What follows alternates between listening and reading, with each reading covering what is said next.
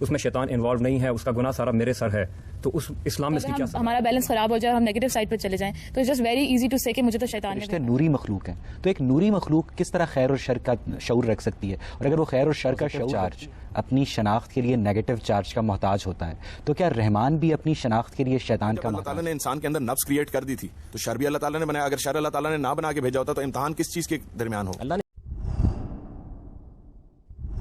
ناظرین، آج ہم نے جس موضوع کو اپنے شرکاء اور محترم جاوید احمد غامدی کی باہمی گفتگو کے لیے منتخب کیا ہے وہ ہے تصور شیطان.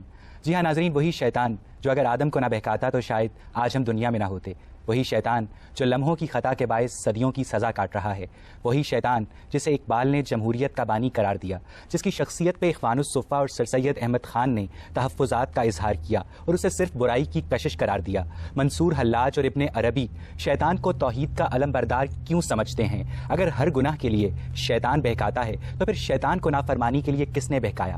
کیا ہم اپنے اعمال کی ذمہ داری شیطان پہ ڈال سکتے ہیں؟ اگر شیطان آگ سے بنا ہے تو کیا دوزخ کی آگ اس پہ اثر کرے گی؟ اگر توبہ کا دروازہ ہمیشہ کھلا ہے تو کیا شیطان اب توبہ نہیں کر سکتا؟ کس چیز نے اسے اپنی 1000 سالہ عبادت سے دستبردار ہونے پہ مجبور کیا؟ اور آخر شیطان بہکاتا کیسے ہے اور ہم خود کو اس کے بہکاوے سے کس طرح محفوظ رکھ سکتے ہیں؟ یہی بحث ہمارے آج کے پروگرام کا موضوع گفتگو ہے. غامدی صاحب، اس سے پہلے کہ ہم پروگرام کو آگے لے کے چلیں، میں چاہوں گا کہ آپ شیطان کی شخصیت اور اس کے افعال پہ مختصر روشنی ڈالیے. شیطان کا لفظ عربی زبان کا لفظ ہے. جس طرح آپ اردو زبان میں کہتے ہیں سرکش ہو گیا، بالکل اسی مفہوم میں عربی زبان میں شیطان کا ایڈجیکٹو یا اسم صفت استعمال کیا جاتا ہے. کوئی شخص جب سرکشی اختیار کرتا ہے انسانوں میں سے تو اسے بھی شیطان کہا جا سکتا ہے، جنوں میں سے سرکشی اختیار کرتا ہے تو اسے بھی شیطان کہا جا سکتا ہے. یہاں تک کہ زبان کے لحاظ سے اگر کوئی جانور سرکش ہو جائے تو اس کے لیے بھی شیطان کا لفظ بولا جا سکتا ہے. تو یہ ایک اسم صفت ہے، ایک ایڈجیکٹو ہے. اور جس طریقے سے دوسرے اسماء صفات استعمال ہوتے ہیں یا دوسرے ایڈجیکٹیو استعمال ہوتے ہیں، بالکل اسی طریقے سے یہ لفظ بھی عربی زبان میں استعمال ہوتا ہے. ہماری اردو میں بھی آپ دیکھیے اس کے وہی استعمالات ہیں. بچہ بعض اوقات حدود سے تجاوز کر کے شرارت کرنے لگ جائے تو ہم کہتے ہیں کہ تم تو شیطان ہو رہے ہو. تو یہ استعمالات قرآن مجید میں بھی ہے. مثال کے طور پر دیکھیے کہ قرآن مجید کو آپ سورہ بقرہ میں شروع کرتے ہیں تو وہاں قرآن یہ کہتا ہے کہ یہ لوگ جو مصالحت کی تجویزیں پیش کر رہے ہیں، یہ جب اپنے شیطانوں کے پاس جاتے ہیں تو ان سے جا کر یہ اور یہ کہتے ہیں. وہاں ظاہر ہے کہ شیطانوں سے مراد ان کے لیڈر ہیں، ان کے رہنما ہیں. وہ پیچھے بیٹھ کر شرارتیں کر رہے ہیں اور نبی صلی اللہ علیہ وسلم کی دعوت کو نقصان پہنچانے کے منصوبے بنا رہے ہیں. ان کی اس سرکشی کی وجہ سے انہیں شیطان کے لفظ سے تعبیر کر دیا ہے. ہم اپنی زبان میں بلکہ دنیا کی ہر زبان میں اس طرح کے اسماء صفات اسی طرح استعمال کرتے ہیں. مسئلہ صرف وہاں پیدا ہوتا ہے کہ جہاں قرآن ہمیں یہ بتاتا ہے کہ جس طریقے سے انسانوں کے اندر سے بعض لوگ سرکش ہو کر شیطان بن جاتے ہیں، بالکل اسی طریقے سے جنوں کے ساتھ یہی معاملہ ہوا. یعنی اللہ تعالیٰ نے جو مخلوقات دنیا میں پیدا کی ہیں ان میں یہ معلوم ہوتا ہے کہ مادے کی تینوں صورتوں سے مخلوقات پیدا ہوئی ہیں. ایک صورت تو وہ ہے جس میں ہم مادے کو ٹھوس شکل میں دیکھتے ہیں، اس سے انسان کی تخلیق ہوئی ہے، بہت سے دوسرے جانوروں کی تخلیق ہوئی ہے. مادے کی ایک صورت وہ ہے کہ جس میں وہ انرجی بن جاتا ہے اور جس کو آپ قدیم اگر تعبیر اختیار کریں تو زیادہ سے زیادہ آگ ہی سے تعبیر کر سکتے ہیں. اس سے جنات پیدا ہوئے ہیں. اور جب وہ لائٹ یا نور یا روشنی کی صورت میں بہت لطافت میں چلا جاتا ہے تو اس سے فرشتوں کو پیدا کیا گیا ہے. تو جتنی مادے کی صورتیں ہو سکتی ہیں ان سب سے اللہ تعالیٰ نے مخلوقات پیدا کی ہیں. اور ان میں یہ تین مخلوقات بڑی غیر معمولی اہمیت کی حامل ہیں، کیونکہ ان تینوں مخلوقات کو ارادہ دیا گیا ہے، ان تینوں مخلوقات کو اختیار دیا گیا ہے، ان تینوں مخلوقات کو شعور دیا گیا ہے. اب ظاہر ہے کہ جب شعور کو استعمال کیا جائے گا، ارادے کو استعمال کیا جائے گا تو برا استعمال بھی ہوگا، اچھا استعمال بھی ہوگا. جب برا استعمال آخری درجے میں ہوتا ہے اور سرکشی تک پہنچ جاتا ہے تو ہم اسے شیطنت سے تعبیر کرتے ہیں، اور جو آدمی اس طرح کی کسی حرکت کا ارتکاب کرتا ہے اسے شیطان سے تعبیر کرتے ہیں. یہ سادہ بات ہے، اس کے اندر کوئی بڑا فلسفہ نہیں ہے. کہ آپ ابلیس کی شخصیت اور افعال پہ تھوڑی سی روشنی ڈالیں. ابلیس کے بارے میں قرآن مجید نے ہمیں یہ بتایا ہے کہ وہ جنات میں سے تھا. یعنی جس طریقے سے انسانوں کے اندر سے اگر کوئی آدمی غیر معمولی سرکشی اختیار کر لے تو آپ اسے شیطان کہتے ہیں، بالکل اسی طریقے سے ابلیس نے جو جنات میں سے ایک جن تھا جب سرکشی اختیار کر لی تو اسے بھی شیطان کے لفظ سے تعبیر کیا گیا. ایک ڈیزیز ہے جس کو کہتے ہیں OCD آبسیسو کمپلسیو ڈس آرڈر، جس میں ایک تھاٹ پیٹرن بار بار ری جنریٹ ہوتا ہے. آپ چاہتے ہوئے بھی اس کو دبا نہیں سکتے.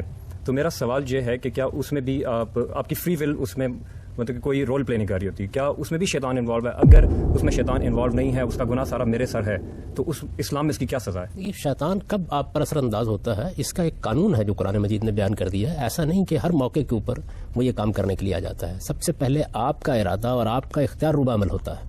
اگر آپ بیمار ہیں آپ کے اوپر کوئی ایسی کیفیت طاری ہے کہ جس میں آپ کا ارادہ اور آپ کا اختیار ویسے ہی معطل ہوا ہے، تو اس میں شیطان کیا کرے گا کہ انسان کو ایک باشعور مخلوق بنایا گیا ہے جس کو ارادہ اور اختیار دیا گیا ہے. جب انسان اپنے ارادے اور اختیار کو استعمال کر کے سرکشی کا راستہ اختیار کرتا ہے، سرکشی کا مطلب کیا ہے؟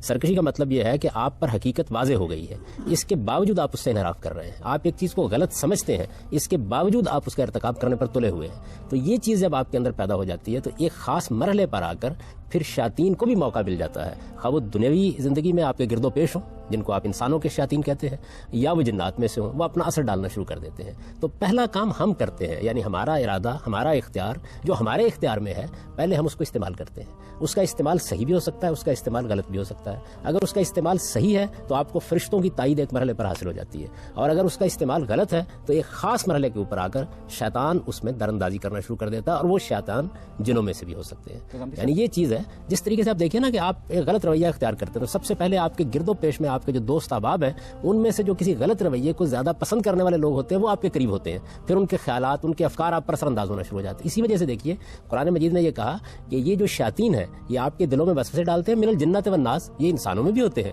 یہ جنوں میں سے بھی ہوتے ہیں. گاندھی صاحب، کیا حضرت آدم کا ارادہ بھی کمزور پڑ گیا تھا جو شیطان انہیں بہکانے میں کامیاب ہو گیا؟ آدم ہی تھے، یعنی وہ کوئی الگ سے مخلوق تو نہیں تھے نا. اللہ تعالیٰ نے اس موقع پر ہمیں یہ بتایا کہ آدم کو کیا صلاحیتیں دی گئی ہیں. دیکھیے پہلی بات اس سے یہ معلوم ہوئی کہ آدم کے پاس ارادہ بھی ہے اور اختیار بھی ہے. دوسری بات یہ معلوم ہوئی کہ اگر انسان اپنی فطرت کو سالے رکھے تو پھر اس کے بعد شیطان اس وقت تک اس کو نہیں بہکا سکتا جب تک کہ اس کے اپنے اندر کمزوری نہیں پیدا ہو جاتی. وہ کمزوری کیسے پیدا ہوتی ہے؟ وہ بعض اوقات کسی اچھے پہلو سے بھی پیدا ہو جاتی ہے. مثلا قرآن مجید نے یہ بتایا ہے کہ شیطان نے بار بار جس چیز کی ترغیب دی سیدنا آدم علیہ السلام کو، وہ چیز اپنی ذات میں کوئی بری چیز نہیں تھی. اس نے کہا کہ آپ اس درخت کا پھل اگر چکھیں گے تو اس سے آپ کو حیات جاوداں حاصل ہو جائے گی، ابدی زندگی حاصل ہو جائے گی، آپ اٹرنل لائف میں داخل ہو جائیں گے، ورنہ موت آپ کے سر کے اوپر منڈلا رہی ہے. اگر آپ نے اس درخت کا پھل نہیں چکھا تو اس کا نتیجہ آپ کے حق میں یہ نکلے گا کہ آپ موت کے حوالے کر دیے جائیں گے. تو انسان زندگی کا خواہاں ہے، حیات جاوداں چاہتا ہے. آپ یہ دیکھیے کہ قدیم ترین کہانیوں سے ہم آب حیات کی تلاش میں نکلے ہوئے ہیں. اگرچہ خضر بھی وہاں جا کے رہنمائی کرتا ہے یا نہیں کرتا، لیکن باہر نکل تو کھڑے ہوتے ہیں. تو شیطان نے بالکل یہی بات کہی. قرآن مجید میں الفاظ یہ ہے کہ کیا میں تمہیں ایک ایسی چیز کی طرف رہنمائی نہ کروں، الا ملک لا یبلا، ایک ایسی بادشاہی جو کبھی ختم نہیں ہوگی. اور یہی وجہ ہے کہ درخت کے بارے میں بھی یہ کہا کہ یہ ایک مجازی تعبیر تھی، ہمیشگی کا درخت. میں نے تو اس کو واضح کیا ہے اپنی تفسیر میں بھی کہ اصل میں شیطان نے کیا شیطان نے آ کر وہی جذبات بھڑکائے جو آج بھی ہمارے لیے سب سے بڑی لغزش کا باعث بنتے ہیں. یعنی انسان کے اندر ایک انانیت ہے، دوسرے جنس کے دائیات ہیں. اس نے ان دوسرے دائیات کو بھڑکا دیا اور اس کا نتیجہ یہ نکلا کہ وہ معاملہ ہو گیا جس سے اصل میں نسل کی ابتدا ہوئی. اور یہ نسل کی ابتدا ہے جس کو اس نے اس طرح تعبیر کیا تھا کہ اگر آپ نے یہ کام نہیں کیا تو اس کے نتیجے میں تو موت آ جائے گی. زندگی آپ کو ملی اسی صورت میں سکتی ہے کہ آپ اپنی اولاد کو آگے بڑھائیں. اور یہی وجہ ہے کہ اس کے اس مشورے پر عمل کرنے کے نتیجے میں وہ معاملہ ہونا شروع ہو گیا جس کے بعد شیطان پھر حضرت آدم کو نہ بہکاتا تو بنی نوع انسان کبھی وجود میں نہ آتی. نہیں، دیکھیے بات یہ ہے کہ یہ جو واقعات کے بارے میں یہ طے کرنا ہوتا ہے نا کہ اگر وہ ایسا نہ کرتا، اللہ تعالیٰ نے ایک اسکیم بنائی، اس اسکیم کا ظہور کسی دوسری صورت میں ہو جاتا. اسباب کام کرتے. شیطان نے اللہ میاں کی اسکیم میں مداخلت کی.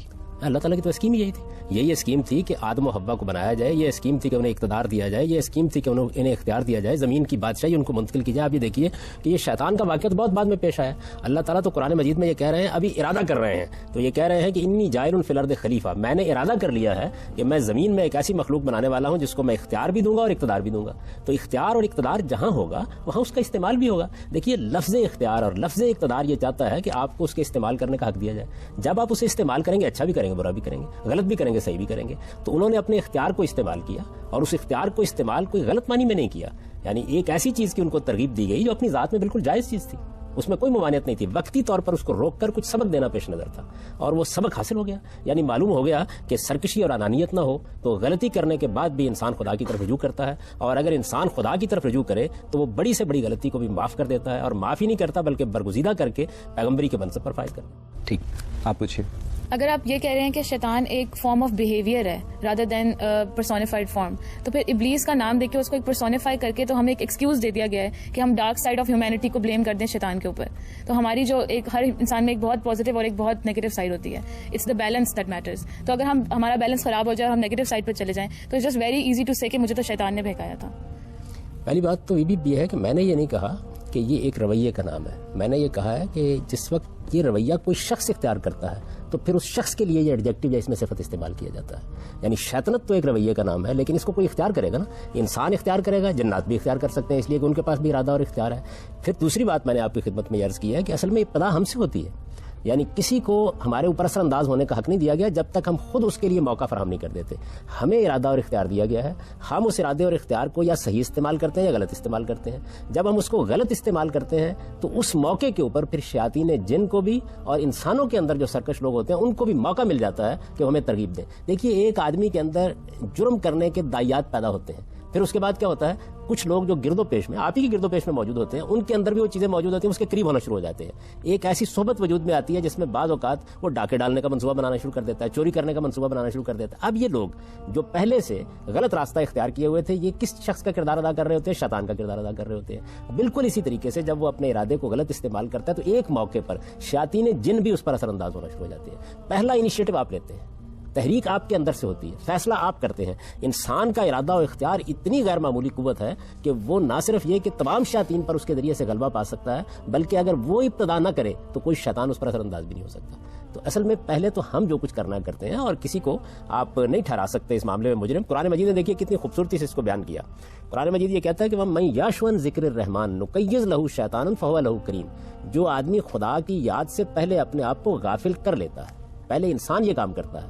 خدا کی یاد سے غافل کرنے کا مطلب یہ ہے کہ وہ سرکش ہو گیا ہے، وہ اپنے آپ کو خدا کا بندہ نہیں سمجھتا، وہ نہیں سمجھتا کہ مجھے کسی کے سامنے جواب دہ ہونا ہے. اب جب وہ انسانوں کی جان مال آبرو کے خلاف اٹھ کھڑا ہوتا ہے تو اس کے بعد وہ مرحلہ آتا ہے کہ ہم پھر کسی نہ کسی شیطان کو اس کے اوپر مسلط کر دیتے ہیں اور وہ پھر اس کا ساتھی بن کر ہمیشہ اس کا ساتھ دینے کے لیے تیار ہو جاتا ہے. یہ شیطان انسانوں میں سے بھی ہوتے ہیں، یہ شیطان جنات میں سے بھی ہوتے ہیں. تو اصل میں یہ بعد کا مرحلہ ہے، یعنی پہلے ہم ایک غلطی کرتے ہیں، اس کے بعد آ کر شیاطین ہم پر اثر انداز ہوتے ہیں. پہلے ہم غلط کام کے لیے باہر نکلتے ہیں، اس کے بعد بری صحبت ہم پر اثر انداز ہونا شروع ہو جاتی ہے. بالکل ایسے جیسے انسانوں سے آپ متاثر ہوتے ہیں اسی طرح آپ جنات سے بھی متاثر ہوتے ہیں. شیاطین جن مادی مخلوق ہیں، انسان بھی مادی مخلوق ہے، تو شیاطین جن انسان کو مابعد الطبیعتی طریقے سے کس طرح بہکا سکتے ہیں؟ میرا پوچھنے کا مطلب ہے ان کا میکانزم آف ایکشن کیا ہے؟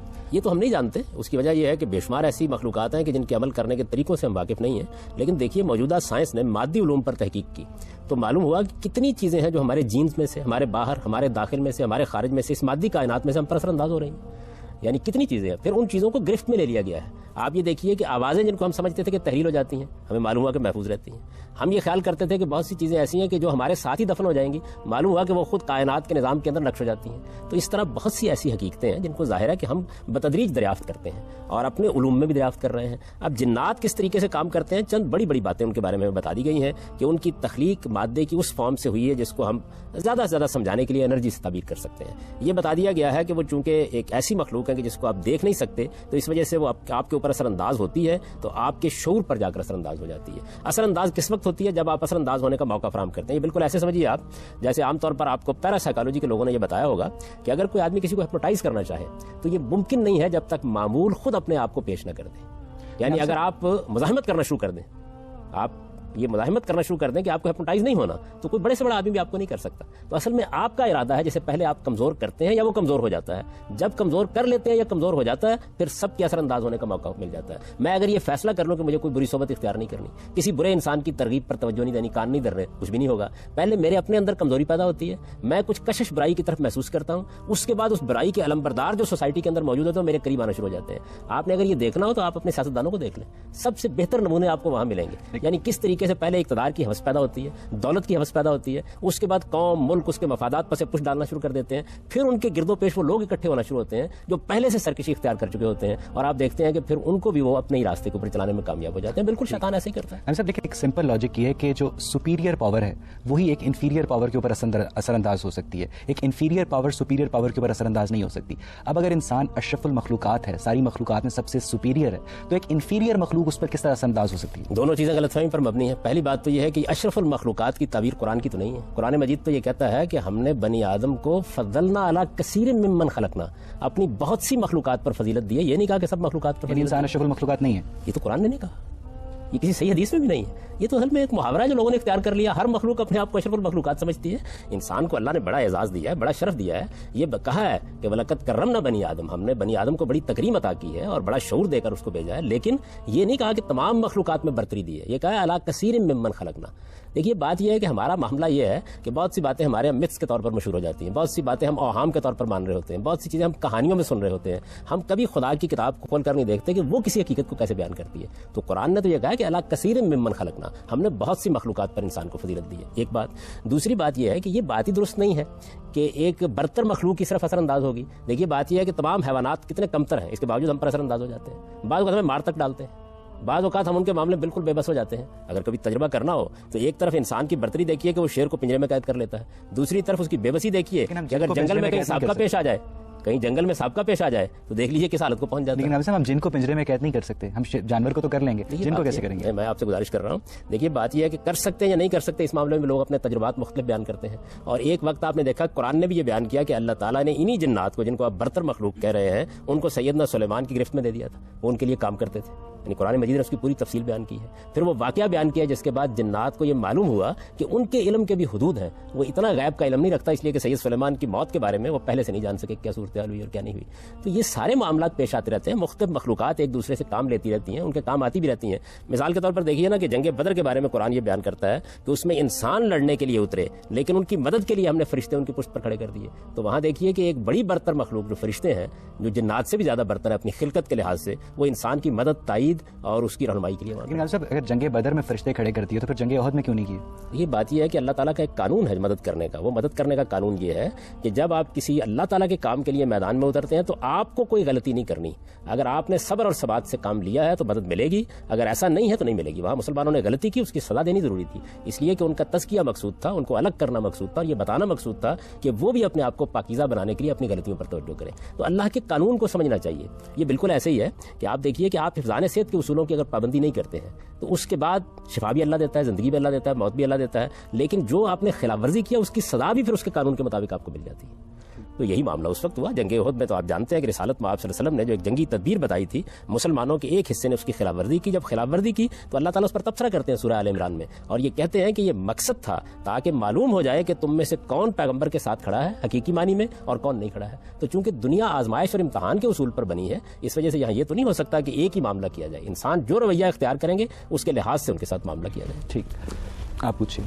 شیطان کس طرح کی چیزوں کے میں ملوث ہوتا ہے؟ دیکھیے بات یہ ہے کہ جس وقت آپ ایک غلط ارادہ کر لیتے ہیں, آپ نے فیصلہ کر لیا کہ آپ ایک غلط کام کریں گے, آپ نے اپنے ارادے اور شعور سے یہ فیصلہ کیا, آپ چل پڑے اس مقصد کے لیے, اب شیطان کو موقع ملتا ہے, آپ معمول بن چکے ہیں اس کے. اب جس وقت آپ اپنے آپ کو ایک معمول کی حیثیت سے پیش کر دیتے ہیں, یہ آپ کا ارادہ ہے, اس کے بعد وہ اثر انداز ہونا شروع ہو جاتا ہے. تو جب آپ اپنے آپ کو کسی برائی کے حوالے کر دیتے ہیں, اس کے بعد پھر شیاطین جن بھی اثر انداز ہوتے ہیں اور شیاطین انس بھی اثر انداز ہوتے ہیں. آپ کے گھر میں جو ٹیلی ویژن رکھا ہوا ہے وہ اپنے اندر ریسیو کرنے کی صلاحیت رکھتا ہے, تبھی یہ ممکن ہوتا ہے کہ جو کچھ ٹیلی ویژن اسٹیشن میں ہو رہا ہے وہ اپنے گھر میں آپ دیکھ سکیں, اس کے بغیر ممکن نہیں ہوتا. تو انسان بھی جس وقت کسی سگنل کو ریسیو کرنے کے اپنے آپ کو قابل بنا لیتا ہے اور وہ اپنے ارادے اور اختیار سے بناتا ہے, پھر انسانوں کا سگنل بھی اس تک پہنچتا ہے اور جنات کا بھی اس تک پہنچتا ہے اور فرشتوں کا بھی پہنچتا ہے. اچھا, سوال میرا یہ ہے کہ آپ نے کہا کہ انسان کی اپنی فری ول تو ہوتی ہے لیکن وہ بہکاوے میں آ جاتا ہے اور غلط کام کرتا ہے. سب سے پہلی بات تو یہ کہ آپ نے کہا, اس کے بعد یہ بھی کہا کہ انسان پہلے ایک فلسفے میں یقین رکھتا ہے, اس کی بنیاد کے اوپر وہ حرکات کرتا ہے.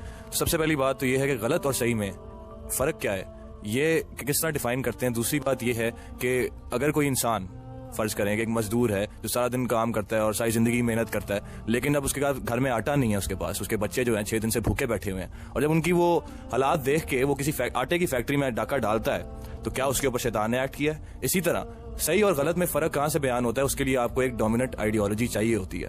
آپ اگر کمپیریٹیو ریلیجن دیکھیں اسلام سے باہر نکل کے, کہ جتنے بھی مونوتھیسٹک معنی کہ ایک خدائی قوت میں یقین رکھنے والے جتنے بھی اب تک مذاہب آئے ہیں, ان سب میں شیطان اور اس کے اپوزٹ ایک خدائی قوت میں یقین کی بات کی گئی ہے تاکہ ان میں ایک بیلنس پیدا ہو, اور اسی کی بنیاد کے اوپر کافی کام کیے جاتے ہیں. صحیح اور غلط میں کیا کہتے ہیں فرق بیان کیا جاتا ہے, نہ کہ اس کے جو آپ کی ایک مادیاتی کنڈیشن ہے آپ اس کو اینڈ میں اگنور کر دیتے ہیں. اس سے بہت سارے سوالات جمع ہو گئے. پہلے تو اچھائی اور برائی. جی, سب سے پہلی بات تو یہ ہے کہ اچھائی اور برائی کا شعور انسان خود لے کے آیا ہے. یعنی جس طریقے سے انسان کو دیکھنے کے لیے آنکھیں دی گئی ہیں اور سننے کے لیے کان دیے گئے ہیں, اسی طرح انسان کو ایک حادثہ اخلاقی دیا گیا ہے.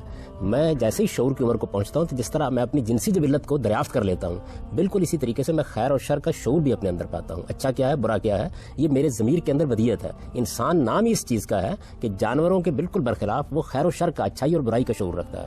لیکن اچھائی اور برائی کا یہ شعور مجمل ہے, یعنی اس کی کچھ بنیادیں واضح کر دی گئی ہیں. مثال کے طور پر قرآن نے ہماری رہنمائی کی کہ ہم چند بنیادی حقائق کو جانتے ہوتے ہیں. ان کے بارے میں ہمیں کبھی کسی اختلاف سے دوچار نہیں ہونا پڑتا. وہ عالمگیر سچائیاں ہیں. عدل ہے, احسان ہے, رشتہ داری کے حقوق کا تحفظ ہے, کسی کے جان مال آبرو کے خلاف اقدام نہ کرنے کا داعیہ ہے. یہ چیزیں وہ ہیں کہ جو مسلمہ ہیں پوری انسانیت میں. اب اس کے بعد کیا ہوتا ہے, ان کی اپلیکیشن کرنا ہوتی ہے ہمیں. جب ہم ان کی اپلیکیشن یا ان کے اطلاق کی طرف جاتے ہیں تو یہاں ہم غلطیاں کرتے ہیں. ان غلطیوں سے بچانے کے لیے اللہ تعالیٰ نے پیغمبروں کا ایک سلسلہ جاری کیا اور ان کے ذریعے سے ہدایت دی, جس طرح کہ آپ نے بھی اس کا حوالہ دیا. ظاہر ہے کہ یہ وہ مرحلہ ہے جس مرحلے کے اوپر خیر بھی بالکل متعین ہو جاتا ہے, شر بھی بالکل متعین ہو جاتا ہے کہ کیا ہے. باقی رہ گئی یہ بات کہ ایک آدمی اپنے بچوں کی مجبوری کی وجہ سے ڈاکہ ڈالنے کے لیے گیا ہے, تو یہ ٹھیک ہے اپنی جگہ بات کہ مجبوری بعض اوقات انسان کو یہاں بھی پہنچا دیتی ہے. لیکن اگر اس آدمی سے آپ یہ پوچھیں کہ تمہارے گھر میں اگر کوئی ڈاکہ ڈالنے کے لیے آ جائے تو اس کو خیر کہو گے یا شر کہو گے؟ قرآن مجید نے اس کو بڑی خوبصورت تعبیر سے وعدے کیا ہے. قرآن نے یہ کہا ہے کہ دنیا میں روز لوگ کم تولتے ہیں اور کم تول کے دیتے ہیں, ملاوٹ کرتے ہیں, لیکن کوئی اپنے مال میں ملاوٹ کرانے کے لیے کبھی تیار ہو گیا ہے؟ کوئی کم تلوانے کے لیے تیار ہو گیا؟ کبھی ایسا ہوا کہ آپ کسی وقت بازار میں گئے ہوں اور یہ خیال کر کے گئے ہوں کہ آج مجھے کوئی کم تول دے تو کتنا ہی اچھا ہو, آج مجھے کوئی ملاوٹ کر کے کوئی مال دے دے تو کتنا ہی اچھا ہو؟ یہ انسان کے اندر خیر اور شر کا شعور ہے. وہ جب ڈاکہ ڈال رہا ہوتا ہے تو یہ ٹھیک ہے کہ بعض اوقات مجبوری, بعض اوقات حالات اس درجے اس پر غلبہ پا لیتے ہیں کہ ہو سکتا ہے کہ اس کے اس جرم کو بھی نظر انداز کرنا پڑے بعض حالات میں. لیکن یہ کہ یہ جرم ہے وہ بھی جانتا ہوتا ہے, ہم بھی جانتے ہوتے ہیں, اور وہ معاشرہ بھی جانتا ہوتا ہے جو بعض اوقات اپنی ستم ظریفیوں سے انسان کو یہاں تک پہنچا دیتا ہے. اس سے خیر اور شر تبدیل نہیں ہوتے. رہ گئی یہ بات کہ اس میں شیاطین کب اپنا کام شروع کرتے ہیں. میں نے بار بار توجہ دلائی کہ جیسے ہی آپ اس راستے پر پڑتے ہیں, یعنی وہ آدمی گھر سے نکلا, اب وہ ڈاکہ ڈالنا چاہتا ہے, اس موقع کے اوپر اس کو ایک پستول چاہیے. سوسائٹی میں بہت سے شیاطین موجود ہوتے ہیں جو ٹھیک اس کی اس مجبوری اور کمزوری کے لمحے میں اس پر مسلط ہونا شروع ہو جاتے ہیں.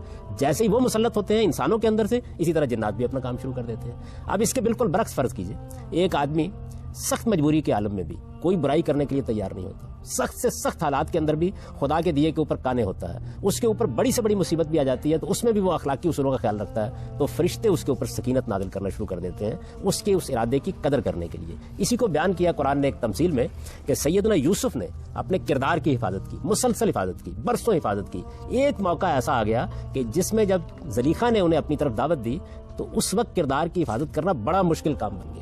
یعنی ترغیب ایسی تھی, معاملات اس طرح کے تھے, صورتحال ایسی بنا دی گئی کہ کسی عام انسان کے لیے ممکن نہیں تھا. اب خدا کی قوت نمودار ہوئی اور اپنے بندے کو اس نے برائی نہیں کرنے دی. تو یہ چیز جو ہے یہ کب حاصل ہوتی ہے؟ جب آپ اپنے آپ کو اس کا استحقاق ثابت کر دیتے ہیں, یعنی جب آپ اس قابل اپنے آپ کو کر لیتے ہیں کہ اب خدا بھی آپ کی مدد کرے, فرشتے بھی آپ کی مدد کریں. بین ہی یہی معاملہ شیاطین کے ساتھ ہوتا ہے. آپ جب کمزور ہوتے چلے جاتے ہیں پھر ایک وقت میں شیطان آپ پر قابو پا لیتے ہیں. جن لوگوں نے نفسیاتی امراض کا مطالعہ کیا وہ یہ جانتے ہیں کہ ڈپریشن کا مریض پہلے دن ڈپریشن کا مریض نہیں ہو جاتا. پہلے مرحلے میں یہ چیز اس کے اندر اس کے ارادے کی کمزوری سے داخل ہونا شروع ہوتی ہے, پھر ایک وقت تک وہ اس کا مقابلہ کرنے کی صلاحیت رکھتا ہے, پھر اتنا کمزور ہو جاتا ہے کہ مقابلہ نہیں کر پاتا. یعنی آہستہ آہستہ بیماری ہی اس کے اوپر مسلط ہو جاتی ہے. یہی معاملہ اصل میں پورے انسان کے ساتھ ہوتا ہے. نبی صاحب, سورہ سواد میں قرآن مجید میں شیطان اللہ تعالیٰ کو مخاطب کر کے کہتا ہے کہ اے رب تیری عزت کی قسم میں تیرے سب بندوں کو بہکاؤں گا سوائے ان لوگوں کے جنہیں تو نے اپنے لیے خاص کر لیا یا خالص کر لیا. یہاں خاص لوگوں سے مراد کون لوگ ہیں اور انہیں عام لوگوں کے مقابلے میں شیطانی ترغیب سے ڈیوائن امیونٹی کیوں دی گئی ہے؟ نہیں, دیکھیے بات یہ ہے کہ شیطان نے اپنی سرکشی کا جب اظہار کیا ہے تو اس نے یہ بات واضح کر دی ہے کہ میں تو اپنی طرف سے ہر ایک ہی کو پکڑنے کی کوشش کروں گا. وہ کہہ رہا ہے سوائے ان لوگوں کے جنہیں تو نے اپنے لیے خاص. اسی طرف آ رہا ہوں, یعنی وہ یہ کہہ رہا ہے کہ میں تو ہر ایک کو پکڑنے کی کوشش کروں گا, لیکن کامیاب کہاں ہوں گا؟ کامیاب وہاں ہوں گا جہاں کوئی تیرا بندہ نہیں رہے گا. یعنی یہاں جو بات بیان کی گئی وہی ہے کہ جن بندوں کو تو نے اپنا بندہ بنا لیا ہے, اور خدا اپنا بندہ کیسے بناتا ہے اس کو قرآن نے دوسری جگہ واضح کر دیا کہ جو بندے خدا کو یاد رکھتے ہیں, جو خدا کے سامنے پیشی اور حاضری کے تصور کے ساتھ جیتے ہیں, ان کو خدا اپنا بندہ بنا لیتا ہے. تو جن کو خدا اپنا بندہ بنا لیتا ہے, جب وہ اس قابل اپنے آپ کو کر لیتے ہیں, پھر شیطان ان پر اثر انداز نہیں ہوتا. یہی بات ہے جس کو رسالت پاک صلی اللہ علیہ وسلم نے ایک موقع کے اوپر بیان کیا. جب ایک شخص نے آپ سے پوچھا کہ کیا آپ کے ساتھ بھی شیطان ہے, تو آپ نے فرمایا ہاں, لیکن میں نے اس کو مسلمان کر لی. یعنی جس وقت آپ نے اپنے اندر جو خیر کے دائیات تھے ان کو نشو نما دی, شر کے دائیات پر آپ نے قابو پانے کی کوشش کی, تو یہ دیکھیے کتنی خوبصورت ادبی تعبیر ہے کہ وہی دائیات جو مجھے برائی کی طرف لے جاتے تھے اب وہ خدا کے سامنے صرف گندہ. شیطان کا تصور ہے یہ شر سے وابستہ ہے, اور شر کا کوئی بھی مذہبی فلسفہ 3 بنیادی نقطوں کو, پوسٹولیٹس کو تسلیم کرتا ہے کہ خدا قادر مطلق ہے, خدا کامل خیر ہے اور شر موجود ہے. ٹھیک, اب اگر شر موجود ہے اور خدا اسے مٹانے کا خواہش مند بھی ہے تو پھر بھی کیا خدا قادر مطلق ہی رہتا ہے؟ خدا قادر مطلق ہے, لیکن اس نے خود آپ کو ارادہ اور اختیار دیا ہے. ارادے اور اختیار کا مطلب ہی یہ ہے کہ آپ کو اس کا موقع دیا جائے کہ آپ چاہے تو صحیح راستہ اختیار کریں, چاہے تو غلط راستہ اختیار کریں. خدا جب چاہے باغ کھینچ لے, لیکن جب اس نے خود موقع دے دیا. دیکھیے بات یہ ہے کہ میں اس پر اختیار رکھتا ہوں کہ میں اپنے گھر میں ایک چیز کا نفاذ کر دوں, لیکن میں فیصلہ کرتا ہوں کسی حکمت کے تحت کہ مجھے یہ اختیار استعمال نہیں کرنا. تو خدا قادر مطلق ہے، اس میں کیا شک ہے، لیکن کیا وہ ہمارے طریقے کے اوپر ہر وقت اپنی قدرت کو استعمال کرے؟ اس نے اپنی قدرتی سے یہ فیصلہ کیا کہ میں انسان کو، جنات کو، فرشتوں کو ایک دائرے میں اختیار دے رہا ہوں. جب اس نے اختیار دے دیا تو پھر اختیار کا تو طریقہ یہی ہے کہ اس کو استعمال کرنے کا موقع دیا جائے. جب آپ اس کو استعمال کرنے کا موقع دیں گے تو اس سے شر پیدا ہوگا. صرف شر کا خالق اللہ تعالیٰ نہیں ہے، ہرگز نہیں. شر تو انسان کے سوء انسان تو اللہ تعالیٰ کی مخلوق ہے نا، اس میں کیا شک ہے. تو پھر اس کا مطلب ہے انڈائریکٹلی اللہ تعالیٰ ہی شر کا خالق ہے. نہیں، یوں نہیں ہے. اس کی وجہ یہ ہے کہ یہ تب ہوتا اگر انسان کو اللہ تعالیٰ نے ایک روبوٹ کے طریقے پہ بنایا ہوتا، اس میں شر کرنے کی صلاحیت رکھ دی ہوتی اور وہ شر کرنے پہ مجبور. شر کرنے کی ترغیب تو رکھی نا. ترغیب نہیں رکھی، صلاحیت دی ہے. صلاحیت کیا چیز دی ہے؟ صلاحیت اصل میں ایک بہت بڑی خیر دی ہے انسان کو. وہ کیا ہے؟ وہ ہے اختیار. کوئی معمولی چیز ہے یہ؟ یعنی ایک بے اختیار مخلوق کے مقابلے میں ایک با اختیار مخلوق بنا دی. دیکھیے لفظ اختیار کے اندر اتر کر اس پہ غور کریں. یہ جب دیا جائے گا اس کا استعمال ہوگا. استعمال برا بھی ہوگا، استعمال اچھا بھی ہوگا. ورنہ اختیار ہوا کیا؟ یعنی اگر اللہ تعالیٰ ہر موقع پر مداخلت کر لیتے، جیسے ہی آپ کسی غلط کام کا ارتکاب کرتے آپ کو پکڑ لیتے، تو پھر اختیار کیا ہوا؟ دینے کے معنی کیا ہوئے؟ دیکھیے اختیار دینے کا مطلب ہی یہ ہے کہ آپ کو مہلت ملنی چاہیے کہ آپ اس کا استعمال کریں. لہٰذا اللہ تعالیٰ نے تو آپ کو سراپا خیر بنایا ہے، اس لیے کہ آپ کو انہوں نے اختیار دیا ہے. اختیار دیا تھا. اختیار ایک بہت بڑی نعمت تھی. ہم جب اس کا غلط استعمال کرتے ہیں تو اس سے شر پیدا ہوتا ہے. یہی وجہ ہے کہ قرآن مجید نے دیکھیے ایک موقع کو اس کو بیان کیا نا کہ من شر ما خلق. یعنی یہ نہیں کہا کہ خدا شر پیدا کرتا ہے، یہ کہا کہ خدا نے جو مخلوقات پیدا کی ہیں ان سے شر وجود میں آ جاتا ہے. اس لیے کہ ان کو اس نے اختیار دیا ہوتا ہے، وہ اختیار کا غلط استعمال کر دیتی ہے. اب یا تو آپ اختیار چھین لیں، ایک ہی صورت ہو سکتی ہے. اختیار دیں گے تو پھر آپ کو شر کے وجود کو ایک محدود مدت تک گوارا کرنا پڑے. ایسا قرآن مجید میں آتا ہے کہ قابیل نے حابیل کو قتل کیا شیطان کے بہکاوے میں آ کے، نہیں نفس کے بہکاوے میں. تو شیطان کے بہکاوے میں اور نفس کے بہکاوے میں فرق ہے؟ نفس کے بہکاوے سے بات شروع ہوتی ہے، شیطان اس کے بعد اثر انداز ہونا شروع ہوتے ہیں، خواہ وہ جنات میں سے ہوں خواہ انسانوں میں سے ہوں. سب سے پہلے تو آپ اندر سے یہ فیصلہ کرتے ہیں. اس واقعے کو اگر آپ پڑھیں، بائبل میں بھی پڑھیں، قرآن میں بھی پڑھیں، دیکھیے کیسے پیش آیا ہے.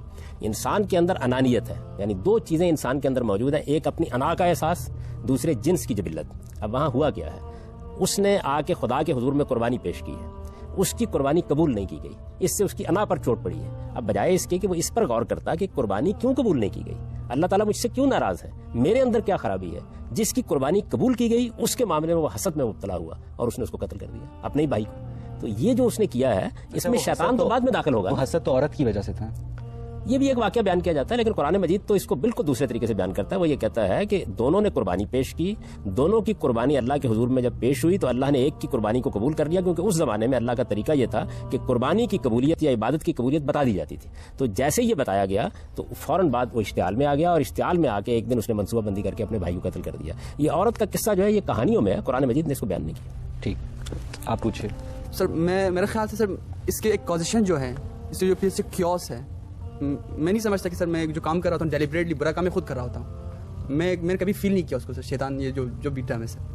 تو اس کے حوالے سے آپ کیا کہہ سکتے ہیں؟ بات یہ کہ ابتدا تو آپ ہی کرتے ہیں نا، فلسفیانہ لحاظ سے اگر آپ دیکھیں تو ابتدا تو انسان ہی کرتا ہے. لیکن آپ نے کبھی نہیں دیکھا، آپ نے بارہا دیکھا ہوگا کہ آپ نے غلط کام کرنے کا ارادہ کیا، آپ کے دوستوں میں، آپ کے احباب میں بہت سے آپ پر اثر انداز ہونے شروع ہو گئے. میں تو بار بار توجہ دلا رہا ہوں کہ آپ شیطان کو جناتی میں کیوں تلاش کر رہے ہیں، وہ انسانوں میں بھی ہوتے ہیں. یعنی وہ جو خارج کی قوتیں آپ پر اثر انداز ہوتی ہیں، کیا آپ پر کبھی اثر انداز نہیں ہوئی؟ ہم سب پر اثر انداز ہوتی ہیں. پہلا ارادہ ہم کرتے ہیں، جب ہم ارادہ کر لیتے ہیں تو ہمارے گرد و پیش میں انسان پائے جاتے ہیں. یہ دیکھیے انہی انسانوں کے اندر سے بہت سے لوگ ہیں جن کی صحبت ہمیں بالکل غلط راستے پر لے جاتی ہے. تو یہ کیسے آپ فلسفیانہ طور پر کہتے ہیں؟ یہ تجربے اور مشاہدے کے خلاف ہے. یہ پدا آپ کرتے ہیں، یعنی یہ نہیں ہو سکتا کہ کوئی آدمی آپ کی پدا کے بغیر، آپ کے انیشیٹو کے بغیر، آپ کے ارادے کے بغیر آپ کو کسی غلط سمت میں لے جائے. لیکن کتنے دوست ہیں، کتنے احباب ہیں. ابھی میں نے آپ کو مثال دی کہ آپ دیکھیے کہ ایک سیاستدان کے گرد جو خوشامدی جمع ہو جاتے ہیں، بعض وقت قوموں کو تباہ کروا ڈالتے ہیں اس کے نتیجے میں، لیکن وہ پہلے اپنے آپ کو خود غلط راستے پر ڈالتا ہے.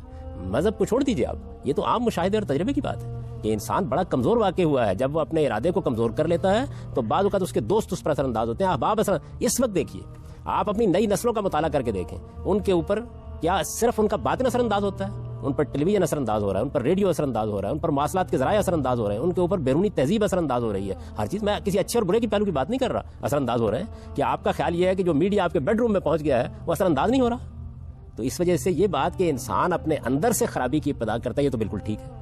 اس کے بعد کچھ قدم چلتا بھی خود ہے، یہ بھی بالکل ٹھیک ہے. لیکن پھر باہر کی محرکات اور چیزیں بھی فوری طور پر اثر انداز ہونا شروع ہوتی ہیں. جو کاز ہم خود پیدا کریں سر، اس کے ایفیکٹس ہمارے کازز کی وجہ سے. جی ظاہر بات، میں نے بار بار کس طرح وہ نتھی کر سکتے ہیں سر؟ یہ بات ہے، آپ کیوں نتھی کریں؟ اپنے آپ ہی کو مجرم ٹھہرانا چاہیے. یہ تو ہم مطالعہ کر رہے ہیں اس بات کا کہ جس وقت میں نے اپنے آپ کو غلط کر لیا، غلط راستے پر ڈال لیا، اس کے بعد وہ کیا چیزیں جو باہر سے اثر انداز ہوں گی. پھر یہ باہر سے جو چیزیں اثر انداز ہوتی ہیں یہ بھی زیادہ سے زیادہ کیا کرتی ہیں؟ یہ آپ کا ہاتھ پکڑ کر آپ کو غلط راستے پر نہیں لے جاتی، یہ زیادہ سے زیادہ آپ کے دل میں وسوسہ ڈالتی ہیں. یعنی ایک برا دوست کیا کرے گا؟ آپ کو ترغیب دے گا نا، بات کرے گا, دلائل دے گا, قبول تو آپ نے کرنا ہوتا ہے. تو آخر تک انسان ہی کر رہا ہوتا ہے جو کچھ اس نے کرنا ہے, لیکن یہ بات کے اثر انداز ہوتی ہیں دوسری چیزیں. یعنی میری بات کا یہ مطلب نہیں ہے کہ آپ شیطان پر یا کسی دوست پر ذمہ داری ڈال کے فارغ ہو جائیں. نہیں, ارادہ تو آپ نے کیا, اپنے اختیار کو استعمال کیا, لیکن گرد و پیش کے اندر سے جو چیزیں مؤثر ہو رہی ہیں ان کا آپ کیسے انکار کر سکتے ہیں؟ تو ظاہری بات ہے سر, جو کنسیکوینسز نکل رہے ہیں سر, اس کے تحت ہم نے اپنے سیکوینسز تو مرتب کرنے ہیں سر. جو نتائج نکل رہے ہیں وہ تو آپ اس کے ذمہ دار ہیں, اس لیے کہ ابتدا آپ نے کی اور مسلسل اپنے ارادے کو غلط بھی آپ نے استعمال کیا. ترغیب دوسرے نے دی, آپ نے اس کو قبول کیا. دیکھیے بات یہ ہے کہ اگر کوئی آدمی قاتل ہو جائے, عدالت میں پیش ہو, قتل ثابت ہو جائے, اس کے بعد وہ یہ کہے جی بات یہ ہے کہ میں نے قتل کرنے کا ارادہ تو کر لیا تھا لیکن بہت سے دوست مجھے مل گئے جنہوں نے مجھے ترغیب دے قتل کروا دیا, آپ اسے معاف کر دیں گے؟ اس لیے معاف نہیں کریں گے کہ اس میں کوئی شک نہیں کہ ترغیب دی گئی, ترغیب دینے کا انکار نہیں کیا جا سکتا, لیکن انسان کو اتنا زیادہ ارادہ اور کنٹرول دیا گیا ہے کہ وہ اگر اپنی صحیح تربیت کرتا تو کبھی اس ترغیب کو قبول نہ کرتا. لیکن ہر بندے کی ول پاور یونیفارم تو نہیں ہوتی نا. اتنی ضرور ہوتی ہے کہ وہ اس طرح کی ترغیبات کا مقابلہ کر سکے, لیکن جس طرح آپ باقی ساری صلاحیتوں کو پالش کرتے ہیں نا, مثال کے طور پر ایک آدمی مصور پیدا کیا گیا, ایک آدمی شاعر پیدا کیا گیا, صلاحیت تو اللہ نے دے دی, لیکن صلاحیت کو پالش کرنا, اس کو نشو و نما دینا, یہ تو انسان کا کام ہے. ارادے کا معاملہ بھی یہی ہے, ارادہ ایک صلاحیت ہے جو آپ کے اندر دی گئی ہے, اس ارادے کو مضبوط بنانا, محکم کرنا, یہ آپ کا کام ہے. غریب آدمی اور امیر آدمی کی ول پاور سیم ہوتی ہے؟ بعض اوقات غریب آدمی کی زیادہ ہوتی ہے. اس کی وجہ یہ ہے کہ امیر آدمی ایسی سہولتوں میں پیدا ہوتا ہے کہ جہاں آہستہ آہستہ اس کے ارادے کی قوت کمزور ہونی شروع ہو جاتی ہے. امیر آدمی کا کیا قصور ہوا کہ وہ شیطانی ترغیب میں؟ دیکھیے بات یہ ہے کہ قصور تو اصل میں بالکل ابتدا میں موجود ہے ہر ایک کا, کسی کا کم کسی کا زیادہ. وہ کیا؟ یعنی ایک آدمی جس کو آپ فرض کر لیجئے کہ اچھا ماحول نہیں ملا جی, اور اس کو اچھی ترغیبات نہیں ملی, تو قصور میں ذرا کمی آ جائے گی. اس کے لحاظ سے اللہ بھی معاملہ کرتا ہے, انسان بھی معاملہ کرتے ہیں, لیکن جو بنیادی ارادہ ہے وہ آپ ہی کا ہے. یعنی وہ امیر آدمی بھی کہ جس کے ارادے پر بے شمار چیزیں اثر انداز ہو گئی ہیں, وہ غریب آدمی جس کے ارادے پر بے شمار چیزیں اثر انداز ہو گئی ہیں, اثر انداز ہوئی ہیں. اگر وہ ان کو اثر انداز نہ ہونے دیتا تو اس کے اندر اتنی قوت, اتنی صلاحیت موجود تھی. لیکن جیسے کہ ایک صاحب نے یہاں سوال کیا تھا, اگر وہ اس درجے میں کمزور ہو چکا ہے کہ جس کو آپ کہتے ہیں کہ آپ اس کے اندر ایک بیماری کسی کیفیت ہے, مریض ہو چکا ہے, تو آپ دنیا میں بھی معاف کرتے ہیں. آپ دیکھیے عدالت بھی اس وقت کہتی ہے کہ نفسیاتی مریض ہے تو اس کے معاملے میں اب سختی سے کام نہیں لیا جائے. یہی معاملہ خدا بھی کرتا ہے. جی آپ کا سوال. اسلامک تھیولوجی میں جتنی مونوتھیسٹک ہسٹری آف مین ہے, اور اس میں بتایا جاتا ہے کہ شیطان جو ہے اپنی ڈاؤن فال سے پہلے, اپنے زوال سے پہلے ایک خدا سے محبت کرتا تھا, ان کی عبادت کرتا تھا اور خدا کو پسند تھا. تو اور دوسرا قرآن میں جب اس کی خطا بتائی جاتی ہے تو اس کی صرف ایک خطا یا ایک گناہ بتایا جاتا ہے جو یہ ہے کہ اس نے خدا کی نافرمانی کی. میرا سوال یہ ہے کہ قرآن میں جب شیطان کہتا ہے کہ میں سجدہ نہیں کروں گا کیونکہ میں اس سے بہتر ہوں, تو خدا اس کا انکار نہیں کرتا, نہ اس میں اس کی نفی کی جاتی ہے. تو اگر اس میں کیا یہ خدا کے اینڈ پہ یہ ایک کوئی انجسٹیفائڈ چیز نہیں ہے کہ اس نہ شیطان کو اپنی غلطی کا احساس دلایا گیا؟ دوسرا, جو خدا جو ایک رحیم ہستی ہے, ایک رحمت والی ہستی ہے, انسان کی ہسٹری ایک بے رحمی یا ایک انفرگیون ایکٹ سے شروع ہوتی ہے. تو خدا ایک جو رول ماڈل ہے پوری انسانیت کے لیے, وہ کیا کہتے ہیں پہلے شیطان کو فرگیو نہیں کر سکا تو ہمیں کیا فرگیو کرے گا؟ پہلی بات جو آپ نے فرمائی ہے کہ شیطان خدا سے بہت محبت کرتا تھا, غالباً آپ کا اشارہ ابلیس کی طرف ہے. یعنی میں نے تو واضح کر دیا کہ شیطان ایک ایڈجیکٹو یا اس میں صفت ہے جو انسانوں کے لیے بھی استعمال ہو جاتا ہے, وہ جنوں کے لیے بھی استعمال ہو جاتا ہے. لیکن اگر خاص ابلیس مراد ہے تو ابلیس کے بارے میں یہ جو کہانی سنائی جاتی ہے, یہ کہانی قرآن میں بیان نہیں ہوئی, یہ کسی صحیح حدیث میں بھی بیان نہیں ہوئی, یہ محض کہانی ہے, داستان ہے. قرآن نے صرف اتنی بات بیان کی ہے کہ وہ جنات میں سے تھا. یہ کبھی ہو ہی نہیں سکتا, خلاف عقل ہے کہ یک بیک اتنی بڑی سرکشی کا ارتکاب کر لیا جائے. سرکشی کے پہلے سے جراثیم موجود ہوتے ہیں, اس کے بعد آدمی اس کا ارتکاب کرتا ہے. چنانچہ وہاں بھی اسی طرح ہوا. تو ایک تو اس افسانے کو ذہن سے نکال دیجئے, یہ افسانہ لوگ سناتے ضرور ہیں لیکن اس کی کوئی بنیاد الہامی لٹریچر میں کہ وہ بہت عبادت گزار تھا, وہ 10,000 صدقے, یہ سب داستان ہے, کہانی ہے جتنی بھی. قرآن میں کہیں اس کا ادنا درجے میں ذکر نہیں ہے, کسی صحیح حدیث میں بھی اس کا ذکر نہیں ہے. میں تو اسی لیے بار بار نوجوانوں کو توجہ دلاتا ہوں کہ ان کے گھر میں اللہ کی کتاب موجود ہوتی ہے, اس کو نکال کے کبھی پڑھیں تو انہیں معلوم ہو کہ کتنی کہانیاں اور داستانیں ہیں جو ہمارے یہاں مشہور ہو چکی ہیں, درحال کہ اس کی کوئی بنیاد نہیں ہوتی. دوسری چیز یہ ہے کہ جو شیطان نے کیا وہ صرف نافرمانی نہیں ہے, وہ سرکشی ہے. دیکھیے نافرمانی تو سیدنا آدم علیہ السلام سے بھی ہوئی. سرکشی کا مطلب یہ ہے کہ جب آپ سے ایک غلطی ہو گئی تو غلطی کا پہلی بات تو یہ کہ محرک کیا ہے.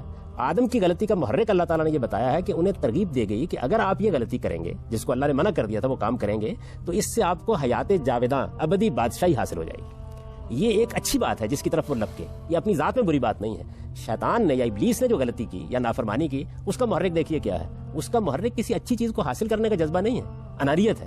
اس نے جو استدلال کیا وہ یہ تھا کہ مجھے آپ نے آگ سے پیدا کیا ہے, میں ایک برتر مخلوق ہوں, اس کو آپ نے مٹی سے پیدا کیا ہے, یہ ایک کہتر مخلوق ہے, آپ نے اس کے سامنے مجھے سجدہ ریز ہونے کے لیے کیوں کہا. یہ در حقیقت انانیت اور تکبر ہے. انانیت اور تکبر کا ہی چلے اظہار ہو گیا. جس وقت توجہ دلائی گئی کہ یہ تکبر کس کے سامنے کر رہے ہو، عالم کے پروردگار کے سامنے کر رہے ہو، تو آدم کو جب توجہ دلائی گئی تو آپ دیکھیے قرآن کیا کہتا ہے، وہ فوراً توبہ کر کے رجوع کر کے اللہ کی طرف متوجہ ہو گئے اور انہوں نے اللہ تعالیٰ سے درخواست کی کہ ان سے فی الواقع غلطی ہوئی، انہیں معاف کر دیا جائے۔ اس نے کیا کیا؟ اس نے کہا کہ نہ صرف یہ کہ میں نے صحیح کیا ہے بلکہ میں اس سرکشی پر قائم ہوں اور اب میں قیامت تک انسانوں کو گمراہ کرنے کی ذمہ داری اپنے اوپر لے رہا ہوں۔ اس کے بعد خدا کیا رحمت فرمائے؟ وہ رحمت مانگنے کب گیا ہے؟ یہ تو آپ کی ہمدردی ہے اس کے ساتھ جو آپ فرما رہے کرتے ہیں۔ فرشتے نوری مخلوق ہیں، تو ایک نوری مخلوق کس طرح خیر اور شر کا شعور رکھ سکتی ہے؟ اور اگر وہ خیر اور شر کا شعور رکھتی ہے تو کیا وہ شر کرنے کی صلاحیت بھی رکھتی ہے، جبکہ ہم جانتے ہیں کہ نہیں رکھتی؟ دیکھیے بات یہ ہے کہ خیر اور شر کا شعور تو اللہ تعالیٰ ودیت کرے گا، اس کا کسی کے نوری یا خاکی ہونے سے کوئی تعلق نہیں ہے۔ یعنی اللہ تعالیٰ جس مخلوق کو چاہے گا خیر اور شر کا شعور دے دے گا، جس کو چاہے گا نہیں دے گا۔ بہت سے جانوروں کو اس نے خیر اور شر کا شعور نہیں دیا، حالانکہ ان کے اندر زندگی ہے اور وہ بھی بہرحال جبلتوں کے پابند ہے، لیکن خیر اور شر کا شعور ان کے اندر نہیں ہے۔ انسان کو خیر اور شر کا شعور دیا گیا ہے، جنات کو دیا گیا ہے، فرشتوں کو بھی دیا گیا ہے۔ یعنی تینوں مخلوقات خیر اور شر کا شعور رکھتے ہیں، باشعور مخلوقات ہیں۔ نافرمانی کرنے کی صلاحیت رکھتے ہیں، وہ کرتے نہیں۔ کیوں نہیں کرتے؟ اس لیے کہ ہمہ وقت خدا کے حضور میں رہتے ہیں۔ نافرمانی کرنے کی صلاحیت یعنی وہ شجر و حجر کی طرح نہیں ہے کہ صلاحیت ہی نہیں رکھتے، ورنہ تو شرف کیا ہوا ان کا، وہ اللہ کے حضور میں رہتے ہیں، اس وجہ سے کبھی نافرمانی نہیں کرتے۔ بالکل ایسے ہے جیسے انسانوں میں سے جب کسی شخص کو پیغمبری کے منصب پر فائز کر دیا جاتا ہے تو پھر وہ خدا کے حضور میں ہوتا ہے اور آپ دیکھتے ہیں کہ اس سے غلطی نہیں ہوتی۔ کیا ہمیں اسلامی روایات میں بھی شیطان کی کوئی مارفولوجیکل ڈیٹیلز ملتی ہیں؟ بالکل ایسی کوئی چیز نہیں ملتی۔ یہ اصل میں عام طور پر جو وہم پرست قومیں ہیں ان کے اندر یہ خیالات پیدا ہو جاتے ہیں اور پھر وہ اپنی ذہنی تصویروں کو اس طریقے سے بیان کرتے ہیں۔ یعنی دیکھیے نا، قرآن مجید نے یہ بتایا ہے کہ ابلیس جنات میں سے تھا۔ جنات ایک اللہ تعالیٰ کی مخلوق ہے، تو جب اللہ تعالیٰ نے کسی ایک مخلوق کو پیدا کیا، جیسے انسانوں کو پیدا کیا، جیسے جانوروں کو پیدا کیا، اس میں سے کوئی شیطنت اختیار کرے گا تو اس کا ایک مجسم وجود تو ہوگا۔ اب سب یہ ایک بڑے مزے کی سچویشن سامنے آتی ہے کہ اگر ابلیس ایک جن تھا تو وہ کن دو جنوں کی اولاد تھا؟ اور اگر وہ خود پہلا جن تھا تو اس کی زوجہ کون تھی اور اس کی اولاد میں سے مسلمان جن کیسے ہو سکتے ہیں؟ نہیں تو میری ملاقات ہوگی تو میں پوچھوں گا اس سے، یہ سارے سوالات پھر ہی معلوم ہو سکے گا۔ دیکھیں بات یہ ہے کہ اس وقت دنیا کے اندر انسانوں کا آپ جائزہ لیں، آدم و حوا سے انسانیت کی ابتدا ہوئی ہے۔ ظاہر بات ہے کہ یہ تو آپ کسی طرح بھی نہیں مان سکتے کہ جو اولاد کا سلسلہ چل رہا ہے یہ ہمیشہ سے چلتا رہا ہوگا، کہیں سے تو ابتدا ہوگی نا۔ تو اس وجہ سے قرآن نے ہم کو یہ بتایا کہ پہلے مرحلے میں زمین کا پیٹ ہی ماں کا پیٹ بنا ہے، اس کے اندر سے انسانوں کو پیدا کیا گیا، انسانوں کو کیا سب مخلوقات کو پیدا کیا گیا ہے۔ پھر اللہ تعالیٰ نے ایک لمبے عرصے کے بعد، ہزاروں سال تک مخلوقات اس طرح سے پیدا ہوتی رہی، ان کے اندر سے بعض مخلوقات کو اتنا ڈیولپ کر دیا کہ ان کے اندر اپنی نسل خود پیدا کرنے کی صلاحیت پیدا ہو گئی۔ اس کو قرآن نے لفظوں میں بیان کر دیا۔ دیکھیے قرآن کے الفاظ یہ ہیں، بدا خلق الانسان من طین ثم جعل نسلہ من سلالۃ من ماء مہین۔ ہم نے انسان کو پہلے مرحلے میں براہ راست گارے اور مٹی سے پیدا کیا، زمین کے پیٹ سے وہ نمودار ہوا، پھر اس کے بعد ایک لمبے عرصے تک ہم نے اسی صورت میں اس کو درست کرنا شروع کیا، پھر جب وہ بالکل درست ہو گیا تو اب ہم نے دوسرے مرحلے میں اپنی نسل خود پیدا کرنے کی صلاحیت۔ اس طرح تو آپ ایوولوشن کی تائید نہیں کر رہے۔ ایوولوشن کے دو پہلو ہیں، ایک ایوولوشن کا پہلو وہ ہے جس کو ڈارون نے پیش کیا، جہاں ایک خلیے سے پھر تمام مخلوقات وجود میں آتی چلی گئی ہیں، وہ تو اب تک ایک نظریہ ہے، اس کبھی حقائق کی میزان میں پورا نہیں اتر سکا، علم و عقل کبھی بھی اس کی تائید میں کچھ بھی فراہم نہیں کر سکے، بلکہ اب تو جو فاسلز کے نئے ریکارڈ دریافت ہو رہے ہیں وہ بتدریج اس کی نفی کرتے چلے جا رہے ہیں۔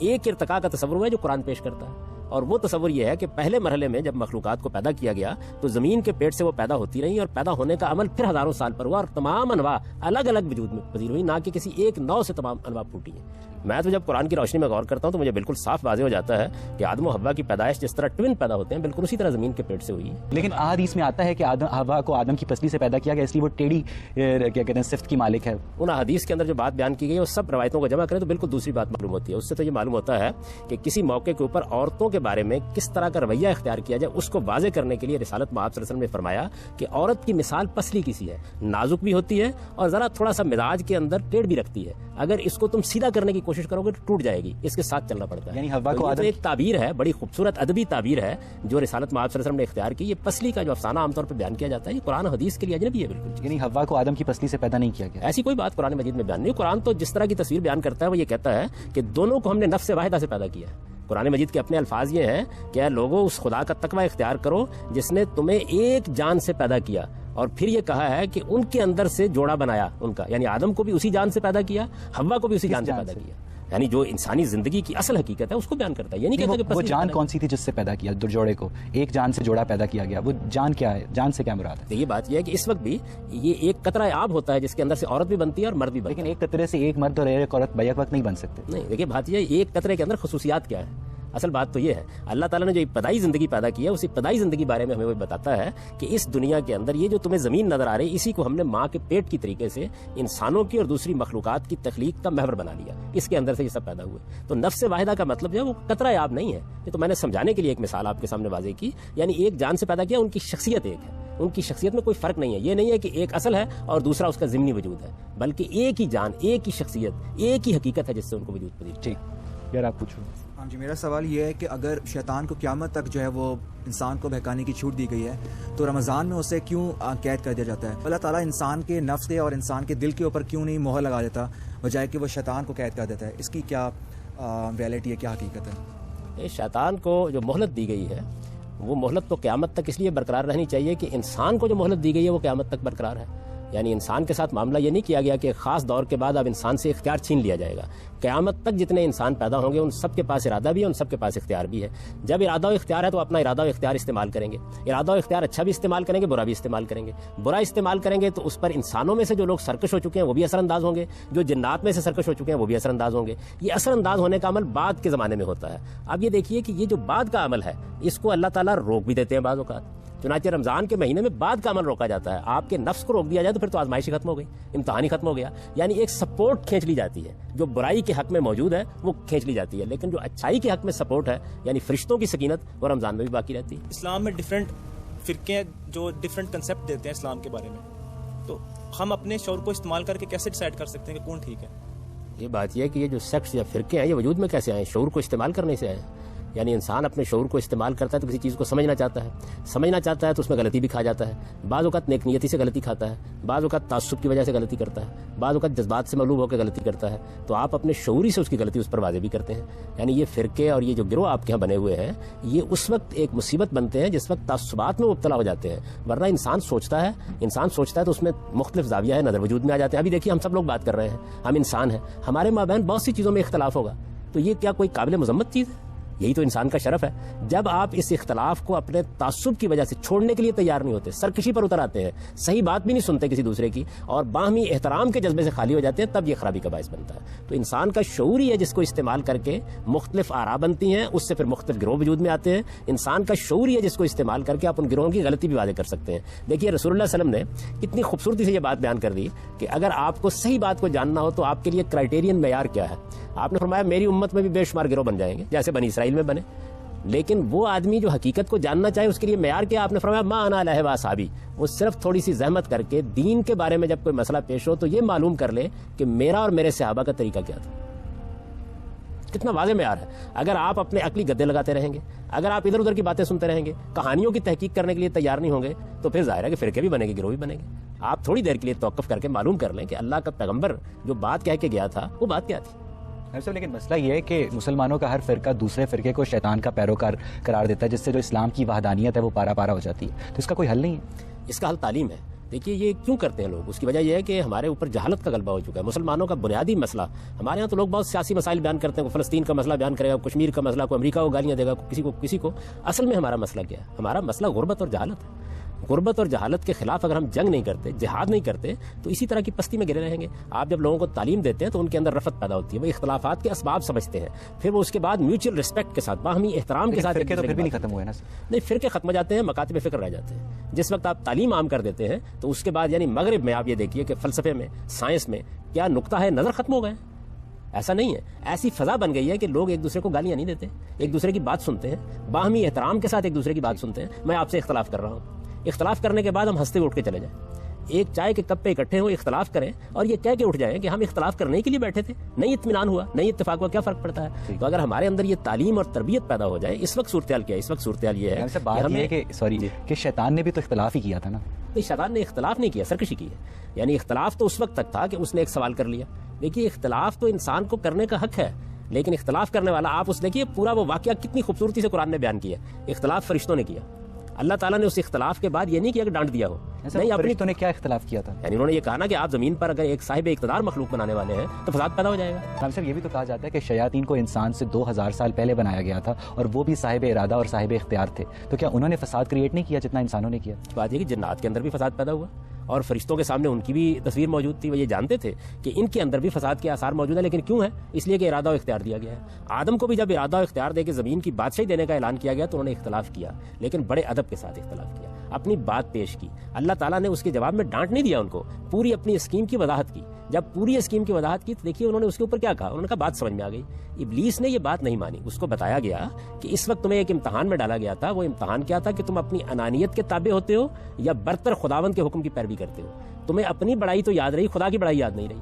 اس غلطی پر جب اسے متنبع کیا گیا تو یہ بھی ہو سکتا تھا کہ وہ مزید سوال کر لیتا, یہ بھی ہو سکتا تھا کہ وہ اپنا اشکال پیش کرتا. اس نے کہا کہ نہیں, اچھا اب مجھے ذلت میں ڈالا گیا ہے, میں اس ذلت کا بدلہ لوں گا اور قیامت تک سرکشی کے مقام پر کھڑا رہوں گا. تو یہ فیصلہ ہے اس کا جس کے بعد وہ اللہ کی رحمت سے محروم ہوا ہے. اسی طرح انسان کا معاملہ ہے. آپ کو غلطی لگی, مجھے غلطی لگی, میری غلطی مجھ پر واضح کی گئی. اس کو دیکھیں قرآن مجید نے خود سورہ نساء میں بیان کیا ہے.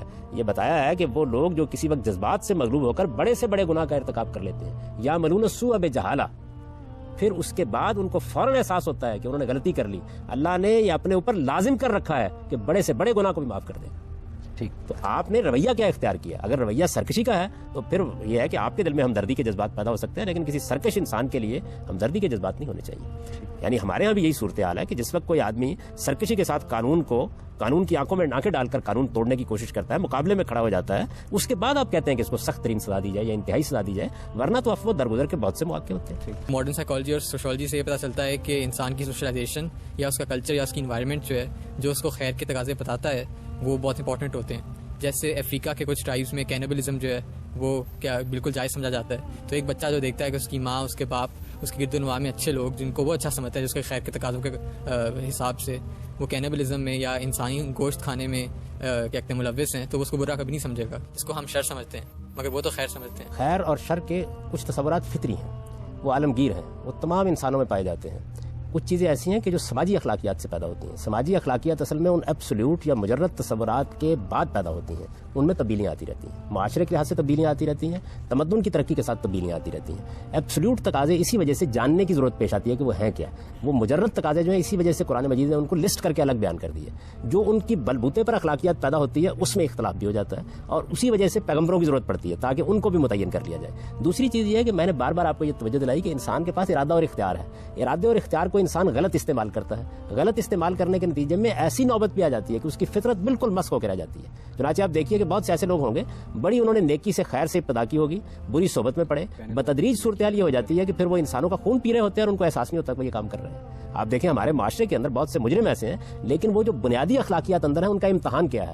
ان کا امتحان یہ ہے کہ یہ تو ہو سکتا ہے کہ وہ کسی دوسرے کا خون پی لیں, لیکن جب انہیں بتایا جائے کہ ہم تمہارا خون پینے کا فیصلہ کر رہے ہیں, اس موقع پر اندر جاگ اٹھتا ہے. جن لوگوں کو آپ کہتے ہیں نا کہ وہ یہ کرتے ہیں, آپ یہ دیکھیں وہ اپنے ساتھ وہ کرانے کے لیے تیار نہیں ہوتے. انسان کی فطرت میں کچھ تو فطری اخلاقیات ہیں, کچھ ان فطری اخلاقیات سے انفرق کر کے استنباط کر کے سماجی اخلاقیات پیدا ہوتی ہیں. سماجی اخلاقیات بدلتی رہتی ہیں. مثلا بزرگوں کے معاملے میں ادب کا طریقہ اختیار کرنا ہے, یہ تو ایک اعلیٰ ترین قدر ہے. آپ بھی مانتے ہیں, میں بھی مانتا ہوں, ساری انسانیت مانتی ہے. ہمارے آج سے 50 سال پہلے اس نے سماجی اخلاقیات کی یہ صورت اختیار کر لی تھی کہ آپ کسی بڑے کے سامنے یا بزرگ کے سامنے سر ننگے نہیں جائیں گے. یہ تبدیل ہو گئی. اس کی وجہ یہ کہ یہ اصل میں اس کی مینیفیسٹیشن تھی. اصل قدر اپنی جگہ موجود ہے. ہو سکتا ہے آج ادب اور احترام کے نئے اسالیب وجود میں آ جائیں. تو یہ انسانی تمدن میں ہوتا رہتا ہے. عام طور پر ہمارے ماہرین سماجیات, عمرانیات اور ماہرین نفسیات جو غلطی کرتے ہیں وہ اصناف کی کیٹیگرائزیشن کی غلطی ہے. یعنی وہ فطری اخلاقیات اور سماجی اخلاقیات میں فرق نہیں کرتے. فطری اخلاقیات ناقابل تغیر ہیں, عالمگیر ہیں, ہمیشہ سے ہیں, ہمیشہ رہیں گی. سماجی اخلاقیات ان سے پیدا ہوتی ہیں, ان کی بنیاد پر اٹھتی ہیں, وہ تبدیل ہوتی ہیں. جس طرح پازیٹیو چارج اپنی شناخت کے لیے نیگیٹو چارج کا محتاج ہوتا ہے, تو کیا رحمان بھی اپنی شناخت کے لیے شیطان کا محتاج ہے؟ دیکھیے بات یہ ہے کہ رحمان اپنی شناخت کے لیے کسی چیز کا محتاج نہیں ہے. رحمان تو اپنی تخلیقی فعالیت کا اظہار کر رہا ہے. وہ خالق ہے, اس سے تخلیق کا ظہور ہو رہا ہے. کیونکہ اس کے اندر رحمت کے دائیات موجود ہیں, اس لیے وہ بڑی سے بڑی اعلیٰ مخلوقات پیدا کرتا چلا جا رہا ہے. ان مخلوقات میں اس نے فیصلہ کیا کہ کچھ ایسی مخلوقات بھی پیدا کرے گا جن کو ارادہ اور اختیار دے گا. ارادے اور اختیار کے نتیجے میں شیطان وجود میں آتے ہیں, اور ارادے اور اختیار کے نتیجے میں انبیاء علیہ السلام وجود میں آتے ہیں. تو یہ چیز تو اصل میں اللہ تعالیٰ کے تخلیقی عمل کا ایک ناگزیر نتیجہ ہے. اس میں خدا کی شناخت کے احتیاج یا اس کا محتاج ہونے کا کوئی سوال نہیں ہے. وہ اس سے بالا تر ہے. وہ تو یہ کہتا ہے کہ تم میری آیات کا کیا شمار کرو گے؟ اگر سارے تمہارے سمندر روشنائی بن جائیں اور سارے درخت قلم بن جائیں تو میری دنیاؤں کا تم احاطہ نہیں کر سکتے. ابھی تو ہمارا حال یہ ہے کہ یہ تھوڑی سی ہم نے سائنسی جدوجہد کی ہے پچھلے 200 سال میں, تو معلوم ہوا کہ اس کائنات کے اندر یہ ہماری زمین جس میں ہم بڑی چیز سمجھتے تھے یہ ایک ذرہ ناچیز ہے. ہم صاحب مسئلہ یہ ہے کہ اب اگر ہر طرف رحمان کا ظہور ہو, شیطان ہو ہی نہ, تو پھر ہم برائی کو کس کے کھاتے میں ڈالیں گے؟ یہ بات یہ ہے کہ اگر رحمان کا ہر طرف ظہور ہو، جیسے کہ مجھے توقع ہے کہ جنت میں ہو جائے گا، تو اس موقع کے اوپر اب برائی ہوگی نہیں، اس لیے اس کو کسی کھاتے میں ڈالنے کی ضرورت نہیں ہوگی. اس کا مطلب ہے دنیا میں اسٹیبلٹی کے لیے شیطان اتنا ہی ضروری ہے جتنا رحمان. اختیار کے استعمال اور اس امتحان کے لیے جس میں انسان کو ڈالا گیا ہے، اس میں یہ ضروری تھا کہ آپ کے اندر یہ صلاحیت رکھی جائے کہ آپ برائی کر سکیں. یعنی ہمارے اندر جو صلاحیت ہے برائی کرنے کی وہ شیطان ہے. آپ کے اندر جو صلاحیت ہے برائی کرنے کی وہ آپ کے نفس کا داعیہ ہے.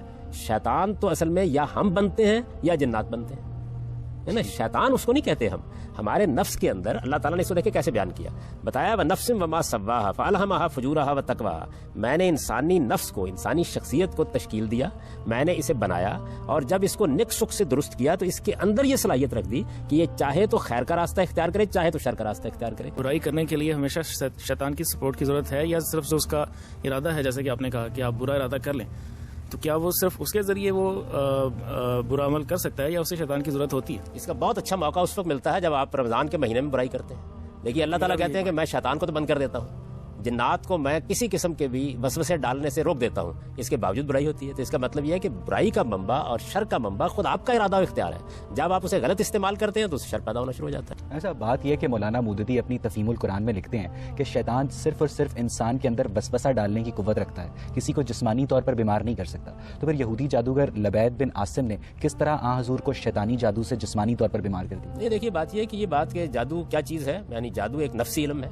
اس میں شیاطین کا دخل بہت بعد میں شروع ہوتا ہے. جادو کی کئی اقسام ہیں، اور آپ جب کسی نفسی علم سے کام لیتے ہیں، جیسے اب پیرا سائیکالوجی آپ کو بہت سی چیزیں بتا رہی ہے جس میں آپ اثر انداز ہو سکتے ہیں، ٹیلی پیتھی ہے اور بہت سی چیزیں ہیں. ان تمام چیزوں میں آپ کے اپنے نفس کی قوتیں اثر انداز ہوتی ہیں. جادو میں بھی عام طور پر انہی قوتوں سے کام لیا جاتا ہے. اس یہودی نے کیا جادو کرنے کی کوشش کی تھی اس کی کوئی تفصیلات ہمیں معلوم نہیں ہے. یہ معلوم نہیں ہے، دن بدن بیمار پڑتے چلے گئے. یہ کہا جاتا ہے کہ ان کی کنگھی کے اوپر جادو ہو گیا. نہیں، یہ تو بہت حد تک دیکھیے بات یہ ہے کہ افسانے ہیں. اتنی سی بات صحیح روایتوں کے اندر بیان ہوئی ہے کہ جادو کرنے کی کوشش کی گئی. دیکھیے یہود کے بارے میں یہ بات قرآن نے بھی واضح کر دی ہے کہ جب انہوں نے دیکھا کہ استدلال کے میدان میں اس دعوت کو شکست نہیں دی جا سکتی، اخلاقی لحاظ سے بھی یہ اتنے برتر لوگ ہیں کہ ان کے مقابلے میں کوئی بات نہیں کہی جا سکتی، تو جس طرح انہوں نے جسمانی نقصانات پہنچانے کے لیے بہت سے منصوبے بنائے، جیسے کبھی بلا کر پتھر لڑکا دیا یا اس طرح کے معاملات کیے، اسی طرح جادوگروں سے بھی مدد لی جس طرح کہ اب بھی ہمارے یہاں لوگ کرتے ہیں. تو جادو کرنے کی کوشش کی گئی، وہ اپنی کوشش میں کامیاب نہیں ہوئے. رسالت میں آپ صلی اللہ علیہ وسلم نے کچھ گرانی سی محسوس کی، اور اس کے بعد روایتوں میں یہ آتا ہے کہ آپ کو اللہ تعالیٰ کی طرف سے تعلیم دی گئی کہ آپ دعا کریں. جب آپ نے دعا کی تو وہ گرانی ختم ہو گئی. اس کو بعد لوگوں نے افسانہ بنا کے اس میں بہت سی تفصیلات کا اضافہ کر دیا ہے. قرآن مجید اس معاملے میں بالکل واضح ہے کہ کسی پیغمبر کو بھی ہرگز اس کے دشمنوں کے ہاتھ میں نہیں دیا جاتا. اللہ تعالیٰ اس کی حفاظت کرتا ہے. قرآن کے الفاظ ہیں واللہ یعصمک من الناس. آپ مطمئن رہیں اللہ تعالیٰ ان انسانوں کے مقابلے میں آپ کی حفاظت کرے گا. تو جو خدا کی حفاظت میں ہو اس کے اوپر کوئی چیز کیسے اثر انداز ہو سکتی ہے؟ وقتی طور پر ایک اثر ضرور ہوا، اللہ کی دعا سے فوراً ختم. اچھا مسئلہ یہ ہے حضرت زکریا بھی تو پیغمبر تھے، انہیں بھی تو ان کے دشمنوں کے حوالے کر دیا گیا. یہ بات یہ ہے کہ اللہ تعالیٰ جس وقت کسی قوم کو سزا دینا چاہتے ہیں اور جس وقت وہ یہ فیصلہ کر لیتے ہیں کہ اب اس قوم کو آخری درجے میں سزا دینی ہے، تو پھر بعض اوقات پیغمبروں کے ساتھ بھی یہ معاملہ ہوتا ہے کہ پھر ان کو حوالے کر دیا جاتا ہے. لیکن وہ بھی صرف نبیوں کو، رسولوں کے معاملے میں یہ کبھی نہیں ہوتا. ٹھیک، آپ پوچھیے. اگر ابلیس کے واقعے کو غور سے دیکھا جائے تو اس میں یہ انڈورس کیا جاتا ہے کہ ڈکٹیٹرشپ ہو، الٹیمیٹ ٹروتھ کا ایک کانسیپٹ ہو، اور اگر کوئی بات کہہ رہا ہے اور آپ اس کو صحیح نہیں سمجھتے تو آپ اس کو سزا دے دیں، بلکہ فار لائف سزا دے دیں. تو اگر کوئی سرکشی کے لفظ پر غور نہیں کیا، سرکشی کا مطلب یہ ہوتا ہے کہ میں نے ایک رائے قائم کی، مجھ پر میری رائے کی غلطی واضح ہو گئی، میں اب بھی اس پہ اصرار کر رہا ہوں، اس کو سرکشی کہتے ہیں. تو اگر مجھ پہ میری رائے کی غلطی واضح نہیں کر مطلب یہ ہے اگر آپ کی غلطی واضح نہیں ہوئی تو پھر تو آپ استدلال کریں گے نا، آپ بات بیان کریں گے، آپ دوسرے کی بات سننے کے لیے تیار ہوں گے.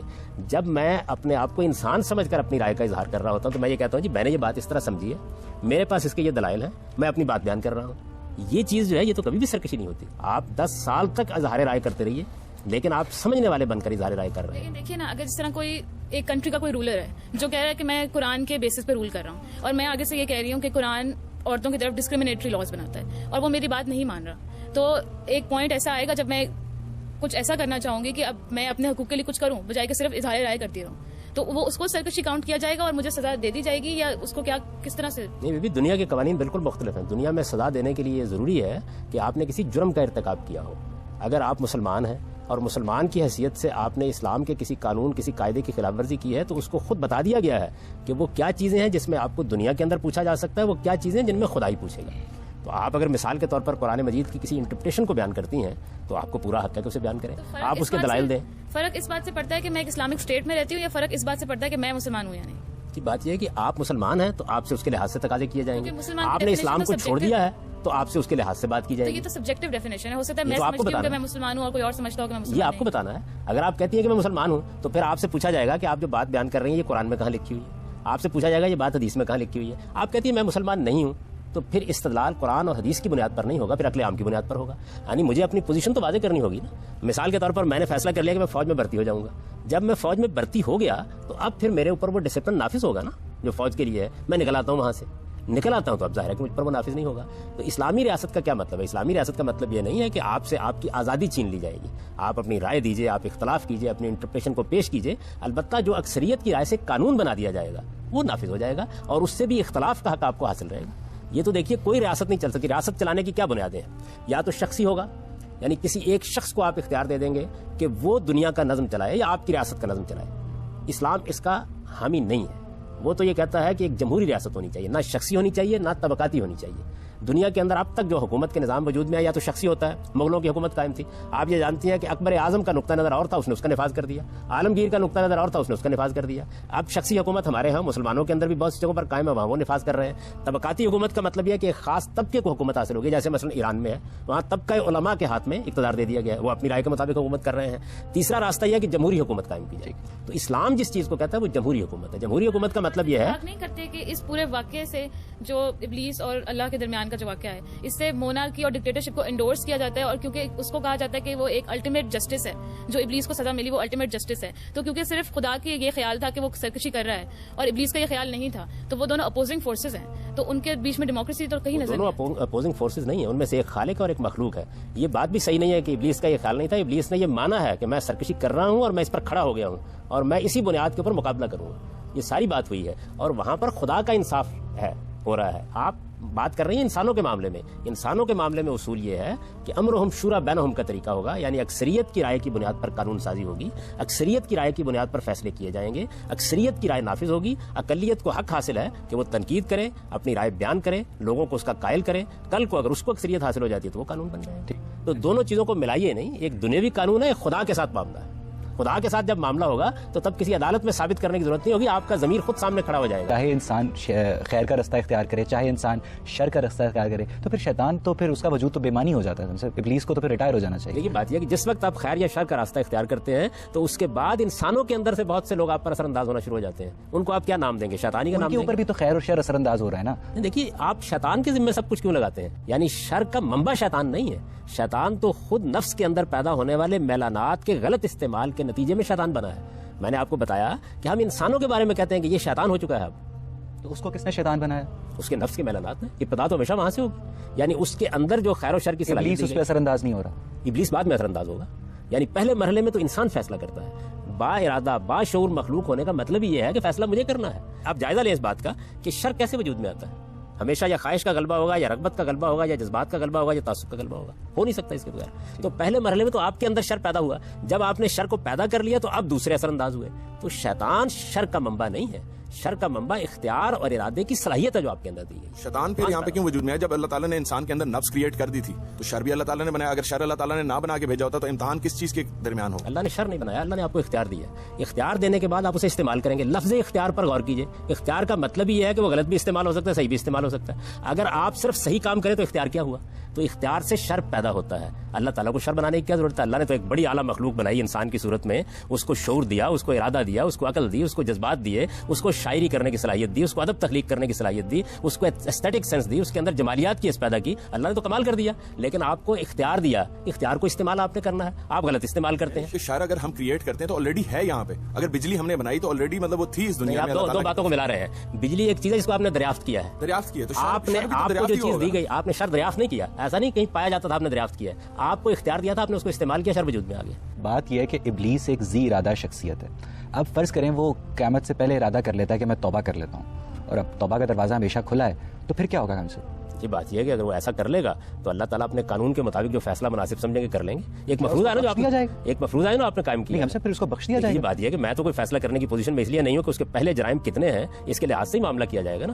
ہر توبہ لازم نہیں ہے کہ آپ کے پچھلے جرائم کی تلافی کے بغیر آپ کو صاف صاف جنت میں پہنچا دے. مثال کے طور پر ایک آدمی نے قتل کیا ہے, ایک آدمی نے انسانوں کے ساتھ ظلم کیا ہے, ان کا مال لوٹا ہے, وہ اس کی تلافی تو کرتا نہیں, تو توبہ آپ کس کو کہتے ہیں؟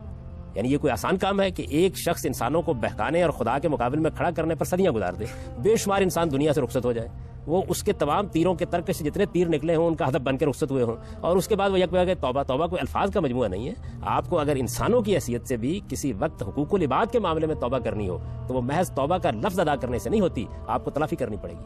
اگر آپ نے کسی کا مال لوٹا ہے تو واپس کرنا پڑے گا, کسی کو قتل کیا تو اس سے معافی مانگنی پڑے گی. ابلیس فرض کریں توبہ کر لیتا ہے, وہ ایک عرصے تک اپنے گناہوں کی سزا جہنم میں بھی کاٹ لیتا ہے, تو الٹیمیٹلی کیا اسے داخل جنت کر لیا جائے گا؟ اگر وہ واقعی توبہ کر لیتا ہے, آپ کی بات میں اگر تھوڑی دیر کے لیے مان لوں, اور اللہ اس کے بارے میں یہ فیصلہ کرے کہ اس کو سزا دے کر نکال لیا جائے, وہ فیصلہ کرنے کا حق رکھتا ہے. خلاف انصاف نہیں ہے, لیکن یہ ایک مفروضہ ہے جس پر آپ سوال کر رہے ہیں. دیکھیے بات یہ ہے کہ اللہ تعالیٰ جو کچھ کریں گے انصاف کے ساتھ کریں گے. انہوں نے یہ بتا دیا کہ ظلم کسی حال میں نہیں ہوگا, کسی مخلوق پر بھی وہ ظلم نہیں کرتے, بلکہ اپنے بارے میں یہ کہتے ہیں کہ ما انا بظلام للعبید, میں اپنے بندوں پر ادنا درجے میں بھی کوئی ظلم کرنے والا نہیں. ایک آگ ہے, ہم جانتے ہیں کہ میٹر کے باہمی کیمیکل ریئیکشن سے پیدا ہوتی ہے, اس لیے آگ کاز نہیں افیکٹ ہے. تو آگ تخلیق ہے, تو آگ پھر کس طرح شیطان اور جنوں کا کاز ہو سکتی ہے؟ وہ مادہ تخلیق ہے. جس طرح میرا مادہ تخلیق جو ہے وہ مادے کی جو ٹھوس چیزیں, آپ نے تجزیہ کیا نا انسان کا, تو معلوم ہوا کہ اس کے اندر اتنی کیلشیم ہے, لیکن اس کے اندر اتنا لوہا ہے. مٹی کہاں ہے؟ مٹی کہاں ہے؟ انسان کہتے ہیں نا کہ مٹی سے بنا, کیسے بنا کہتے ہیں مٹی سے؟ اس لیے کہتے ہیں مٹی سے کہ اس زمین کے جو اجزاء ہیں, یہ ٹھوس مادی زمین کے جو اجزاء ہیں وہی انسان کے اندر پائے جاتے ہیں, اور آگ کے اجزاء جنوں میں پائے جاتے ہیں. شاید یعنی وہ مادہ تخلیق ہے. دیکھیے نا, مادہ تخلیق کا مطلب یہ ہوتا ہے کہ آپ نے لوہا پکڑا, اس سے آپ نے تلوار بنا دی, لوہا پکڑا اس سے آپ نے چاقو بنا دیا, لوہا پکڑا اس سے آپ نے جہاز بنا دیا. تو مادہ تخلیق کیا ہے آپ کا؟ مادہ تخلیق یہ ٹھوس مادی چیزیں ہیں, یا ان کی انرجی کی فارم ہے, یا لائٹ کی فارم ہے. اس وقت آپ نے جو مادی کائنات کا مطالعہ کیا تو ان تینوں چیزوں کو دریافت کیا, یعنی مادہ ان تینوں حالتوں میں ہوتا ہے. ان تینوں حالتوں سے اللہ تعالیٰ نے 3 مخلوقات بنا دی. ایسا اب آخری سوال یہ ہے کہ خدا, شیطان اور انسان ایک ٹرائنگل بنتا ہے. اس ٹرائنگل کو آپ نے کس طرح سمجھا, اس کے باہمی روابط کو؟ میرے خیال کے مطابق کوئی مثلث نہیں ہے. خدا خالق ہے اور ہم سب اس کی مخلوقات ہیں. ان مخلوقات میں فرشتے بھی ہیں, ان میں جنات بھی ہیں, ان میں انسان بھی ہیں. انسانوں کے اندر بھی نیک موجود ہیں, جنوں کے اندر بھی نیکوکار موجود ہیں, ہمارے اندر بھی غلطیاں کرنے والے موجود ہیں, ان کے اندر بھی غلطیاں کرنے والے موجود ہیں, ہمارے اندر بھی سرکش ہو کر کچھ شیطان بن جاتے ہیں, ان کے اندر بھی سرکش ہو کر کچھ شیطان بن گئے. یعنی یہ یوں تو نہیں ہے کہ یہ تینوں کی تینوں برتر قوتیں ہیں جو ایک مثلث کے زاویے بنا رہی ہیں. وہ خالق ہے, اس نے انسان کو ارادہ دیا, اس نے جنات کو بھی ارادہ دیا. 2 مخلوقات ہیں, ایک مخلوق کو ہم دیکھ رہے ہیں اپنی آنکھوں کے سامنے, ایک کے بارے میں ہمیں اطلاع دے دی گئی ہے, اور جانوروں کو ہم دیکھ رہے ہیں کہ انہیں ارادہ و اختیار نہیں دیا گیا. یعنی کتنی مخلوقات ہیں جن کو ہم نے دیکھا, دریافت کیا. جراثیم کے بارے میں کوئی جانتا ہی نہیں تھا, خوردبین ایجاد ہوئی تو معلوم ہوا وہ بھی ایک مخلوق ہے, اور ہزاروں لاکھوں کروڑوں کی تعداد میں خود ہمارے اوپر رینگ رہی ہوتی ہے. لیکن جب تک وہ ہمارے پاس اسباب نہیں پیدا ہوئے کہ اس کو دیکھ سکیں, ہم نہیں دیکھ سکے اس کو. اسی طرح کا معاملہ انسان اپنے حاضر علم میں گرفتار ہو جاتا ہے. تو جس طریقے سے آپ کو خوردبین کے نیچے لے جا کر بتایا جاتا ہے کہ دیکھیے ایک اور مخلوق بھی پائی جاتی ہے, اسی طرح اللہ تعالیٰ قرآن مجید میں یہ بتا رہے ہیں کہ ایک اور مخلوق جنات کی صورت میں پائی جاتی ہے. اس کا مادہ تخلیق آگ ہے, انرجی ہے, اور اس کے تحت وہ وجود میں آتی ہے. اس کے اندر بھی وہی صفات ہیں جو انسانوں کے اندر ہیں, ارادہ بھی ہے, اختیار بھی ہے, غلط بھی استعمال کرتی ہے, صحیح بھی استعمال کرتی ہے. آپ سورہ جن قرآن مجید کی پڑھی ہے, اس میں بتایا گیا ہے کہ جنات نے خود یہ بتایا کہ ہمارے اندر بڑے نیکوکار, اللہ کو ماننے والے, پیغمبروں کی دعوت پر ایمان رکھنے والے موجود ہیں, اور ہمارے اندر سرکش بھی موجود ہے. ناظرین, جب قرآن مجید میں اللہ تعالیٰ شیطان کو انسان کا کھلا دشمن قرار دیتا ہے تو وہ انسان کو شیطان کے اسی شعلہ سوزاں سے بچنے کی تلقین بھی کرتا ہے. اور اب یہ انسان پہ ہے کہ یا تو وہ رحمان کے رستے پہ چل کر جنت کا طلبگار ہو, یا شیطان کا پیروکار بن کے دوزخ کا حقدار ہو. پوری ٹیم کو اجازت دیجیے. خدا حافظ.